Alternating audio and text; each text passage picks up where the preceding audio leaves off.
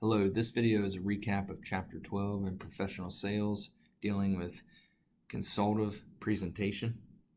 The chapter really begins on 253, and on 253 you can see three types of presentation strategies dealing with needs satisfaction. The first is an informative presentation strategy. The informative presentation strategy really emphasizes the information and technical side of your product or service and how it meets customer needs. It gives them critical information they need to make a decision between you and a customer, or the critical information they need to determine how this fits into their problem-solving abilities.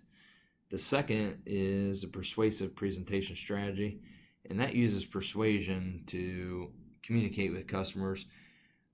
It shows them two things. Number one, that you understand what they're currently doing for a solution and their current problems, and then how ours marries into that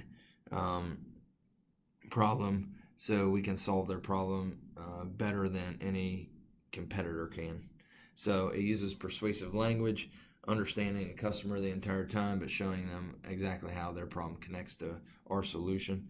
The last listed on 253 is a reminder presentation. Again, this reminds customers, like building on Chapter 11, this reminds customers that what we do, who we are, how we do business, and exactly what we have to offer to meet their needs to solve problems. If you would, in your book, fast forward over to 256. There are two headings on 256 that are important in this chapter.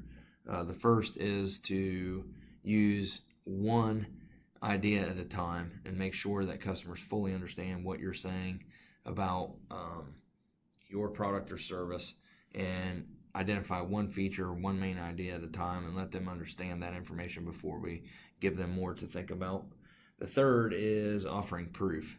So if it's a demonstration or facts or figures that need to be given to customers so it can aid in their decision making, those things need to happen at this stage, but it needs to come in moderation, something that they can understand and have time to review and make an informed decision. From there, on page 261 in Chapter 12, the term cost-benefit analysis is there. And really what I want you to know about cost-benefit analysis is that it does more than identify the costs and the benefits to a consumer, but it's analysis of the cost involved with obtaining those benefits and how that fits into their budget. And really what customers want to know is, how does the cost-benefit analysis make me money? How does it lead to profit for me and my business? The last thing I'll say about Chapter 12 is on top of 264. It talks about showmanship, and when we go to sell to somebody, they want to see some personality, not just an understanding that you understand their problem or situation, but you have to demonstrate that you want to be there talking to them, that you know what you offer, and then you're excited about working where you're working and excited about solving their problem. So that's the important part of showmanship. Along with showmanship goes visual aids. So we talked a little bit about visual aids in class, and what I want you to know most about visual aids are, if number one, if there are facts or figures involved, numbers of any kind, customers need to have a copy of those in front of them so they can determine as they listen to you what those facts and figures mean.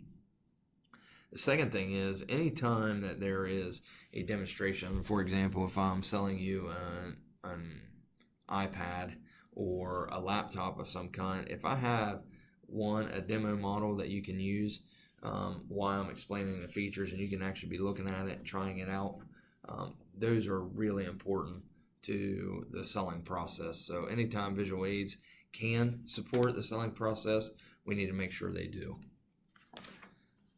The rest of Chapter 12 really talks about the use of charts and graphs and any type of aid in your presentation. All of those are important if they carry information that's relevant.